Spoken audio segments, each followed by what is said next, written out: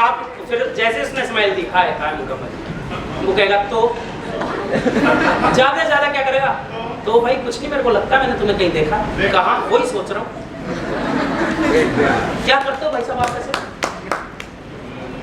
मतलब हमने तो उसे बात नहीं करनी, लेकिन हमें तो करनी है, क्योंकि पता नहीं उसे करोड़पति बनना है नहीं बनना है, लेकिन हमें तो बनना है।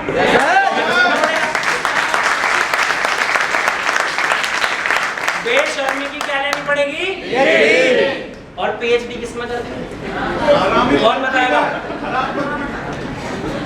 में मनोज भाई बोल के बोलो यार, हरामीपन में पीएचडी करनी है, यानी कि आपकी क्रियोसिटी इतनी, आपके पास ऐसे ऐसे आइडिया होने चाहिए लोगों की जिंदगी बनाने के लिए कि उसको भी इतनी उत्सुकता ना हो कि मैं करोड़पति बनूंगा, लेकिन आपको तू तेरा पूरा खानदान करोड़पति बनाऊंगा।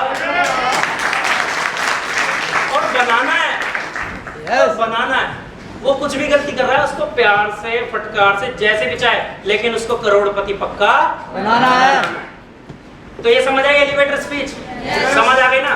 क्योंकि जल्दी जल्दी कर रहे हैं हम, ज्यादा नहीं समझा पाऊंगा। ये हमने वैसे उसमें भी कवर किया था, आप यूट्यूब पे चले जाना। जैसे कि एक ये हो सकती है आपकी, इसको रट्टा चाहे आपको इतनी इंग्लिश आती हो, इसे इंग्लिश में बोलोगे तो थोड़ा अच्छा लगेगा। जैसे आपने बोला ना सपनों तक, तो आप क्या बोल सकते हो? जैसे किसी ने बोला व्हाट डू यू डू, तो आप बोलो well I am in the business of moving people dreams to destiny. Simple. Well I am in the business of moving people dreams to destiny. वो पूछेगा क्या मतलब, फिर आपने अपना कार्यक्रम शुरू कर देना। वेल यू नो हाउ, पिछली बार बताया था ना, आपने शुरू कैसे करना है? Well you know how. कुछ लोग जो होते हैं उनके बहुत बड़े बड़े सपने होते हैं, लेकिन घर की जिम्मेदारियों की वजह से, घर की कंडीशन की वजह से, या फिर ये जो टाइम चल रहा है अनसर्टेन टाइम की वजह से, मुसीबतों की वजह से, वो अपने सपनों को बीच में छोड़ देते हैं और जरूरतों में लग जाते हैं। तो मैं उस बिजनेस में हूँ जहां पे मैं उनके सपनों तक उन्हें पहुंचाने का पूरा रास्ता दिखा देता हूँ। फिर वो पूछेगा कैसे? क्योंकि सर उसके लिए एग्जैक्टली 3 दिन बाद रात को 9 बजे मैं आपको कॉल करूंगा। अब मैंने 3 दिन बाद 9 बजे क्यों बोला? क्यों बोला? क्योंकि मेरे मन में इस वक्त यही आया, पर उसको हैंड टू हैंड नहीं बताना। उसके मन में क्या, उसने कभी वो बोले क्या क्या क्या, हाँ भाई साहब 3 दिन बाद रात को 9 बजे आई कॉल।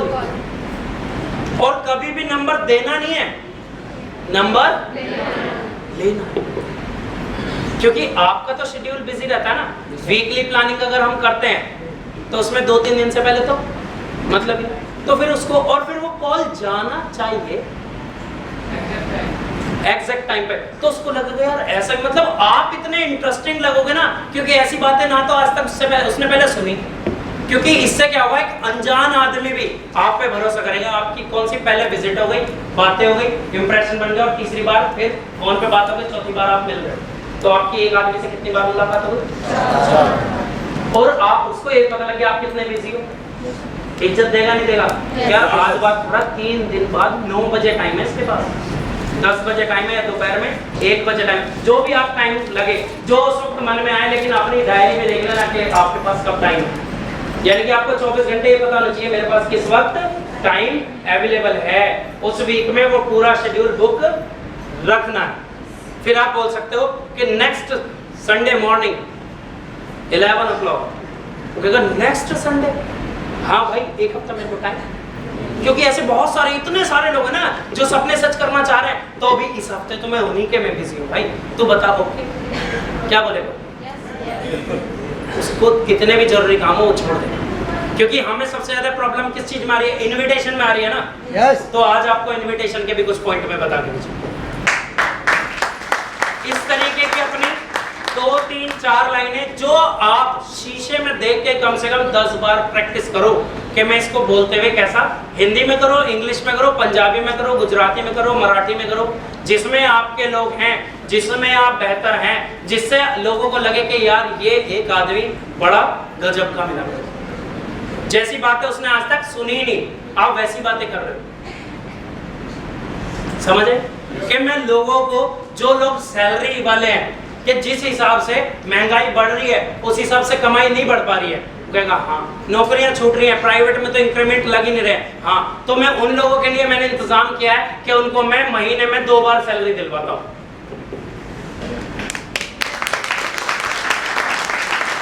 क्या क्या क्या बोलेगा नहीं बोलेगा? Yes. कि जो लोग नौकरियां कर रहे हैं और उन नौकरियों से उनका केवल गुजारा चल रहा है, आगे आने वाली लाइफ के लिए वो 24 घंटे डिप्रेशन में रहते हैं, सोचते रहते हैं। तो मैंने एक ऐसा इंतजाम किया है, मैं ऐसे कॉन्सेप्ट पे काम कर रहा हूँ जहाँ पे उसको महीने में, जैसे अभी सैलरी आपको सर कितनी बार मिलती हो? कहेगा एक बार। तो सर जब आपकी लाइफ में मैं आऊंगा तो मैं आपकी लाइफ में आके आपके बच्चों के भविष्य के लिए, आपके फैमिली के लिए, सबके लिए मैं एक ऐसा कॉन्सेप्ट, ऐसा इंतजाम मैंने किया हुआ है कि आपको सर महीने में 2 बार तनख्वाह मिलेगी।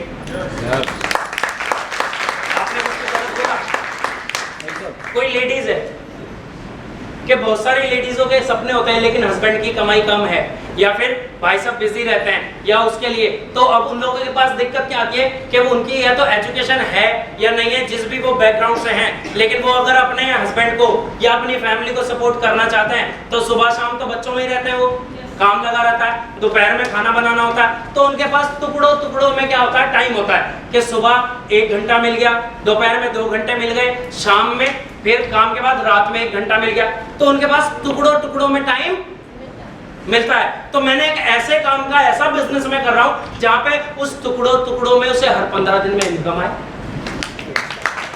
कि वो यानी कि जो भी टाइम उसके पास स्पेयर है वो बस उस टाइम को लगा के और अपना बिजनेस सेटअप कर सकती है। क्या बोलेगी? क्या बोलेगी? ऐसा क्या है भैया बताओ? तो एग्जैक्टली आज से 7 दिन बाद दोपहर को 3 बजे मैं आपको कॉल करूं। वो इंतजार करेगा, जब करेगा नंबर देना नहीं, नंबर नहीं, नंबर लेना। यस। क्या आप मेरे को अपना कार्ड दे दो या आप मेरे को अपना नंबर दे दो, I will call you.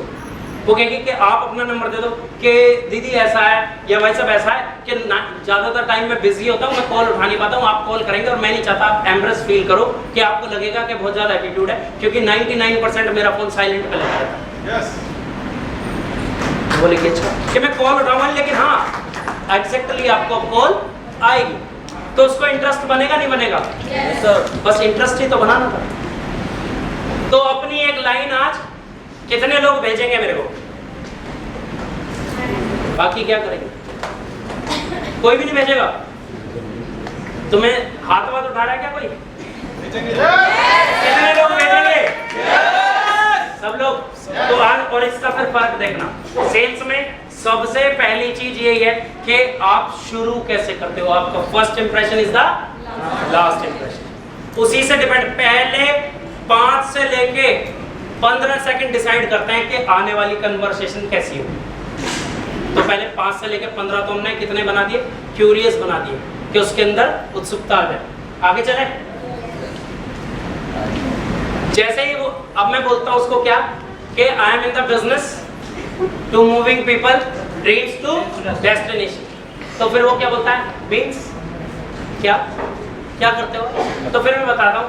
In the life of every successful person there are 4 type of asset. क्योंकि जितने भी महान लोग हुए हैं, जितने भी सक्सेसफुल लोग हुए हैं, उनकी जिंदगी में 4 तरीके के एसेट हैं। लेकिन मैंने देखा है आज की डेट में 90% लोग केवल एक एसेट, पैसा पैसा पैसा पैसा पैसा, पैसे के पीछे भागते रहते हैं और वो जिंदगी में बहुत पीछे रह जाते हैं।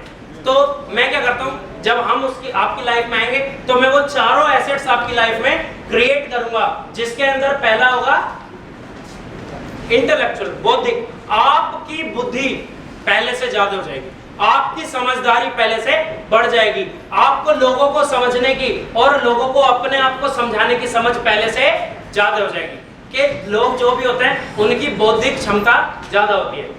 दूसरी होती है सोशल, आप सामाजिक हो जाओ, समाज की आपको पहले से ज्यादा नॉलेज हो जाएगी और समाज आपको पहले से ज्यादा समझने लग जाएगा।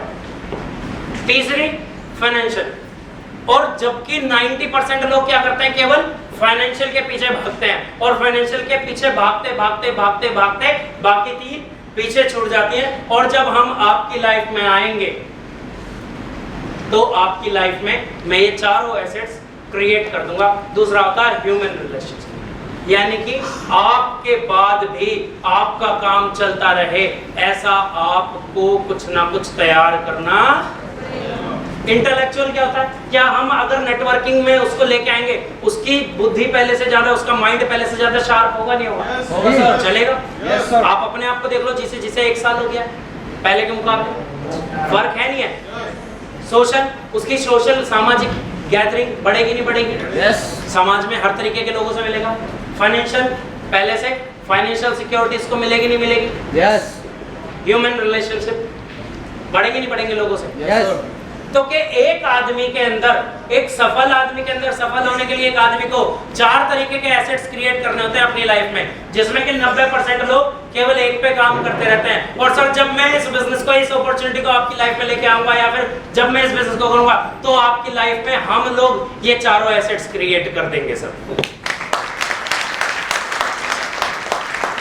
अब फिर वो क्या बोलेगा? कैसे? क्या होगा? क्या अभी तक मैंने बिजनेस बताया तो नहीं उसे? नहीं बताया ना। उसने पहले पूछा, मैंने उसको बता दिया कि मैं ड्रीम से डेस्टिनी तक लोगों को मूव करता हूँ। मतलब जो आदमी है जो अपने ड्रीम्स पे, सपनों को लेके बैठा है, उसकी डेस्टिनी यानी कि उसकी मंजिल तक उसे पहुंचाता हूँ। तो पूछता है मतलब क्या करते हो आप? तो मैंने उसको बताया कि एक सक्सेसफुल आदमी की लाइफ में 4 एसेट्स होते हैं, मैं सर वो चारों क्रिएट करवाता हूँ। फिर वो क्या बोलेगा? कैसे? सर उसके लिए मेरे को आपका 30 से लेके 45 मिनट का समय चाहिए, और आज से आप उससे टाइम मत लेना, टाइम देना मुझे। और अगर वो बोले ना कि उस दिन तो मैं यहाँ रहूंगा, तो ओके, फिर नेक्स्ट आप उसको कोई भी टाइम दे देना, आपके पास टाइम, लेकिन टाइम आप देना, उससे टाइम मत लेना। वो आने वाले टाइम में भी आपको पता लगेगा क्यों टाइम नहीं लेना। ये समझ आई वैसे? ये तो एलिवेटर स्पीच में थी। Selling is God. क्या है सेलिंग? कौन बताएगा? बताओ। कितने लोगों को लगता है कि सेल्स एक कलाकारी है? कला है।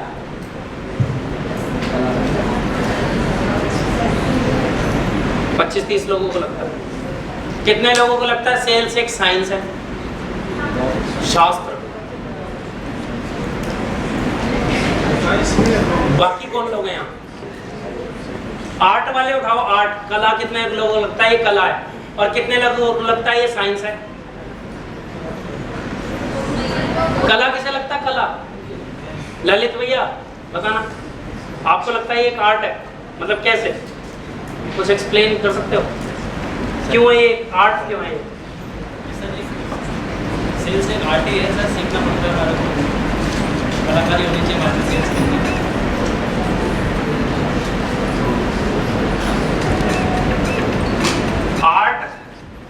आर्ट जो होती है ना, एक आर्ट कलाकारी जो होती है, वो सीखी नहीं जाती, वो बाय बर्थ। और जो शास्त्र है, साइंस है, उसके कुछ रूल्स और रेगुलेशन होते हैं। तो कितने लोगों को लगता है ये दोनों है? ये आर्टिफिशियल साइंस है और साइंटिफिकल आर्ट है। क्यों? क्योंकि कलाकारी जो ये क्यों है कि इसके कुछ रूल्स हैं जो हम आगे आने वाले टाइम पे अभी आपको बताएंगे। ये एक पैटर्न फॉलो करती है सेल कि पहले ये करना, उसके बाद ये करना, उसके बाद ये करना, उसके बाद ये करना, उसके बाद ये करना, उसके बाद ये करना। ये रूल फॉलो करती है, लेकिन उन रूल्स को आप कैसे फॉलो करते हो, ये कलाकारी है। और जब आप दोनों मिक्स कर देते हो तब सेल्स चलती है। ये दोनों ही चीजें हैं कि आपको रूल्स तो आज मैं बता दूंगा, लेकिन उन रूल्स को करना कैसे है, अप्लाई कैसे करना है, उससे आपको क्या पता चलेगा? रिजल्ट्स आपके कैसा। चले आगे। स्टेप्स, इस सेल्स के, सेल्स जो है कुछ स्टेप्स को फॉलो करती है।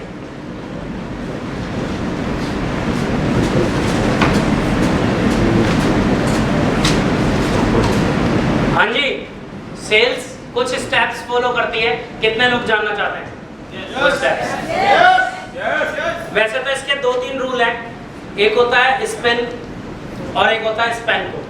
स्पिन बहुत लंबा चैप्टर है, मैं आज आपको स्पैन को समझा देता हूँ। स्पैन को पहले भी समझाया ना कुछ लोगों ने, क्योंकि बहुत सारे लोग क्या होते हैं कि बोलते हैं कि भैया मेरे को 10 साल का एक्सपीरियंस है, मेरे को 15 साल का एक्सपीरियंस है। किस चीज का? सेल्स का। सेल्स में रहने का, सेल्स में रहने का। सेल्स में रहने से कुछ नहीं होगा। आपने उसमें अचीवमेंट क्या ली, आपने उसको सीखा कितना, सेल करने का एक्सपीरियंस होना चाहिए। क्योंकि अगर आपका सेल्स का एक्सपीरियंस है तो फिर जो हमारा प्रोडक्ट है ना 6000 का 8000 का, तो जहां जाओ वहीं पे एंट्री आनी चाहिए। क्योंकि बेच ही तो रहे एक तरीके से, बेच रहे हैं ना। जिसको नहीं है उसको ठीक है। तो अब आगे हम बात करेंगे, ये वर्ड है स्पेंको, ये इसका बेसिक रूल है। अगर आपने ये भी, मतलब आज दो चीजें मैं आपको समझाऊंगा। पहला है स्पेंको और एक है 8/73 रूल। 8/, अगर आज की ट्रेनिंग में केवल ये दो चीजें भी आपने सीख ली ना, तो ये समझो आपकी 90% जो मैं सिखाना चाहता था वो आपने सीख लिया। विशाल, आशु भैया, ये वाले ऐसे ही चल रहे हैं, गर्मी लग रही है, अब चला दिए। थैंक यू प्रशांत भाई के लिए जोरदार ताली और आशु भाई के लिए। ध्यान रखते हैं, मेरा रुमाल देखते ही समझ गए कि गर्मी लग रही है भाई को आज। हो जाए। स्पेंको, स्पेंको का क्या मतलब होता है? S for suspecting. जब भी हम सेल करने जाते हैं तो सबसे पहले हमें सस्पेक्टिंग करनी होती है। इसको हम आगे आने वाले टाइम में एक एक को डिफाइन करेंगे। दूसरा पी फॉर प्रोस्पेक्टिंग, यानी कि प्रोस्पेक्टिंग से भी पहले सस्पेक्टिंग, फिर होती है प्रोस्पेक्टिंग, फिर करना होता है हमें अप्रोच, यानी कि जब हम कॉलिंग करते हैं। किसी को भी अप्रोच करने से पहले 2 चैप्टर आते हैं, लेकिन हमारे यहाँ पे क्या होता है? कोई मिला भाई क्या करता है? बैठ। किसी को फोन करा, हाँ भाई कहाँ है, एक कॉन्सेप्ट समझाना था, आज अगर ओके आ गया। भाई तुझे किसी से मिलवाना था, भाई तुझे एक चीज बतानी थी 5 मिनट में, 10 मिनट में बता दे। तो मतलब सेल्स ना एक प्रोसेस फॉलो करता है, चाहे वो कोई भी चीज आपको बेचनी हो XYZ, उसके लिए सस्पेक्टिंग करना बहुत जरूरी है, प्रोस्पेक्टिंग बहुत जरूरी है। तीसरे नंबर पे आती है अप्रोच, तीसरे नंबर, और हमारे में तो बहुत ज्यादा जरूरी है। नंबर 4 आता है नेगोशिएशन, हालांकि हमारे में कम है लेकिन फिर भी होती है नेगोशिएशन। फिर आता है क्लोजिंग और फिर आता है ऑर्डर। अगर 2 चीजें आपने कर ली ना, एक ये और एक ये, हालांकि ये पूरा ही प्रोसेस है। अगर कहीं पे भी आप स्पेंको रूल्स को, आप लोग, मुझे नहीं पता, जो लोग नहीं बैठे उनका नहीं पता, लेकिन जो लोग यहाँ बैठे हैं, अगर स्पेंको आपने फॉलो कर लिया तो अभी अगर आपका तो समझना चाहिए नहीं? yes. इतनी आवाज में समझा दूं? yes. बाकी अब बुला लूं मैं ऊपर से कोई और? नरेश भाई अभी आ रहे हैं लोग, आ रहे हैं अभी भी? तो आप तीनों त्रिमूर्ति वहीं बैठे रहो, ब्रह्मा विष्णु महेश।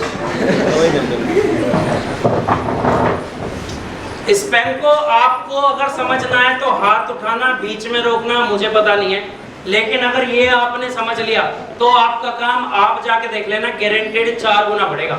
मतलब फिर वही वाली बात है कि आपकी होम रन हिट करने की क्वालिटी बढ़ा रहा हूं मैं यहाँ, उन्हीं गेंदों में ज्यादा है। हाँ, स्टार्टिंग में टाइम भी ज्यादा लगेगा क्योंकि हमारा फ्लो नहीं है स्टार्टिंग में। हाँ, मैं समझता हूँ कि दिक्कतें लगेंगी कि यार ये कमल भाई ने क्या क्या बता दिया, लेकिन ये उनके लिए जो अपना रिजल्ट ज्यादा करना चाहते हैं। मतलब स्टेप ये होंगे। सबसे पहले क्या था? सस्पेक्टिंग। शब्द से क्या समझ रहा है? सस्पेक्टिंग कौन बताएगा कि उसे क्या समझ रहा है? सस्पेक्टिंग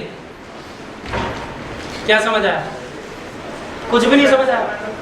अरे छोटी मतलब उस सामने वाले इंसान से पूछने के उसकी लाइफ में क्या चल रहा है? नहीं, सस्पेक्टिंग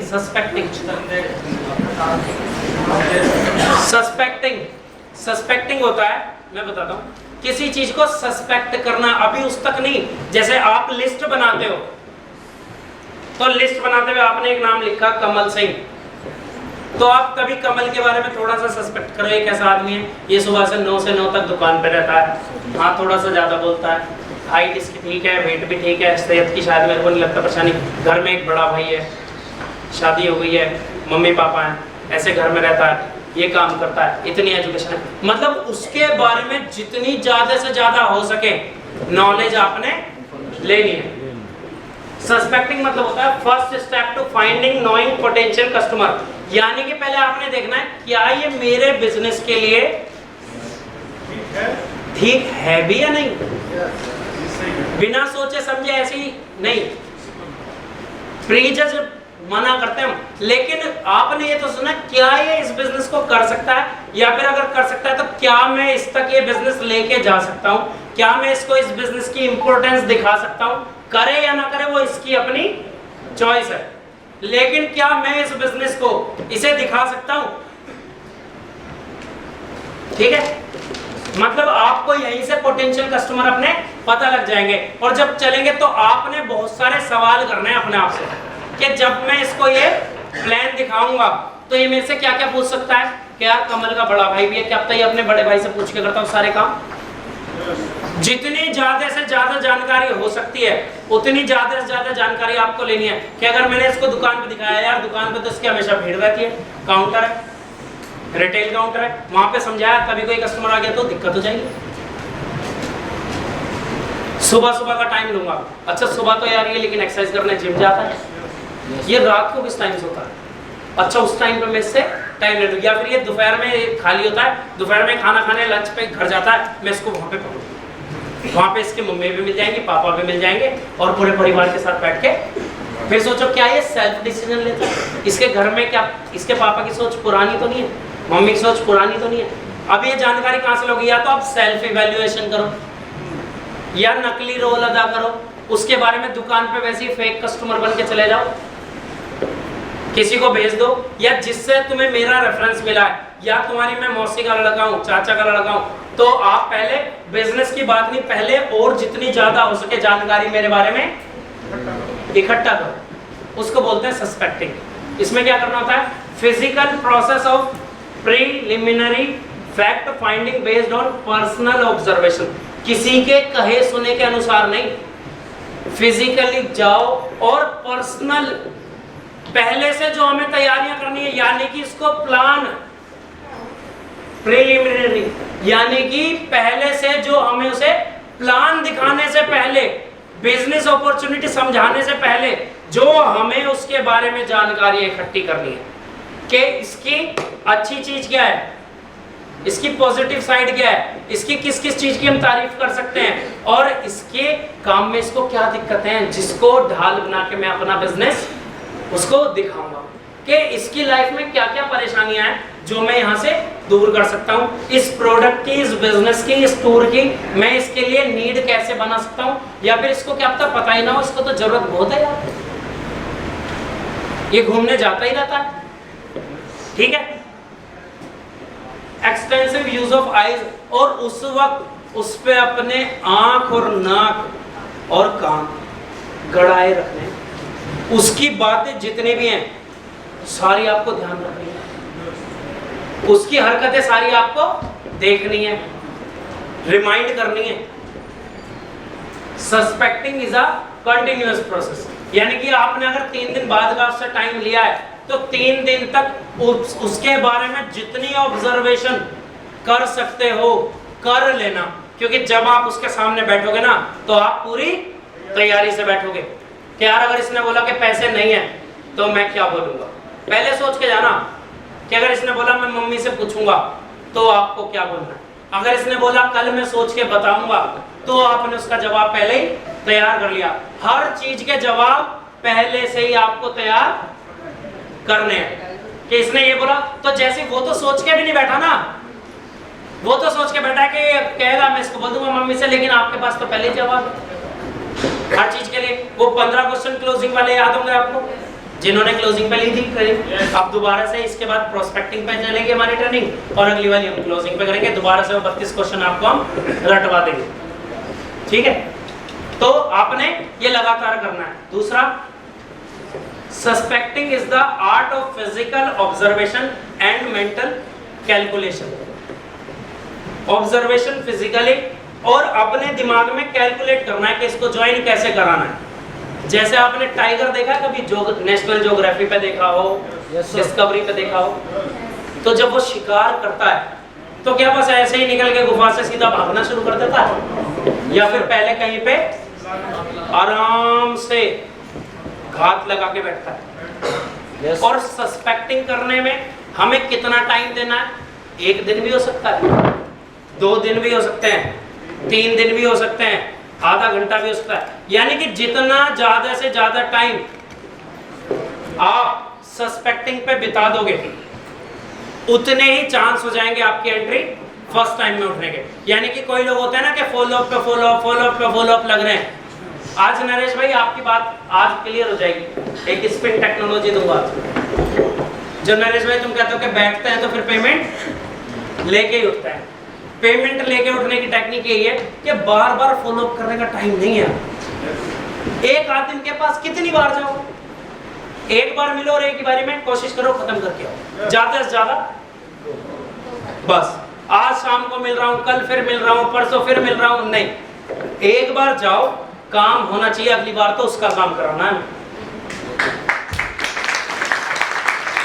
अब मेरी बड़ी बहन आई है, आमना दीदी आई है, अब मैं इनसे एक बार मिल के आया, अब जब अगली बार जाऊंगा ना तो अब अगली बार इनका काम करा के आऊंगा, इनकी पूरी प्लानिंग करके आऊंगा, क्योंकि मेरी बहन ने बहुत सारी चीजें बताई मेरे को। अब अगर वो पूरे हम ना करें तो फिर आगे से कोई हम पे और भरोसा करेगा नहीं ना।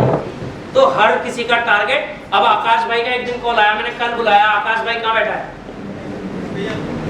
है ना, अब कॉल आया, मैंने कहा अच्छा भाई कल ये आ गया, अब मेरा टारगेट है अब आकाश भाई के साथ वर्किंग मैं करूँगा, मैं 90 दिन में छठा करूँगा। एस्थर दीदी से बात हुई मेरी, एस्थर दीदी आ गई, अब एस्थर दीदी का देखो अगली क्लोजिंग में छठा दिखाएंगे सर आपको। क्योंकि क्या करना है, कैसे करना है, पहले ये तो देखो कि सामने वाला भी तुम्हारे साथ तैयार है या बस तुम ही तैयार हो। उसके लिए मैं क्या कर रहा हूँ, सारी तैयारियां कर रहा हूँ कि अभी दीदी के साथ क्या परेशानियां हैं, या आकाश भाई के साथ हो सकता है क्या दिक्कत आएंगी, या आमना मेरी छोटी बड़ी बहन है उनके साथ क्या क्या दिक्कतें आ सकती हैं, उन सब के ऊपर काम करो। और जब हम बैठेंगे ना तो जिसके पास बैठेंगे सिस्टम से काम करोगे ना तो काम कम और रिजल्ट ज्यादा। क्योंकि जब मैं, अभी आपको पता लगेगा जब मैं बताऊंगा, मैं हमेशा यही करता हूं, जब भी जाओ डायरेक्ट मैं कभी काम की बात करता ही नहीं। सबसे पहले जेन्युइन तारीफ करो, वो भी आएगा जब ओपनिंग कैसे करनी होती है, मतलब आपका हैंड टू हैंड ज्वाइनिंग आएगी आएगी।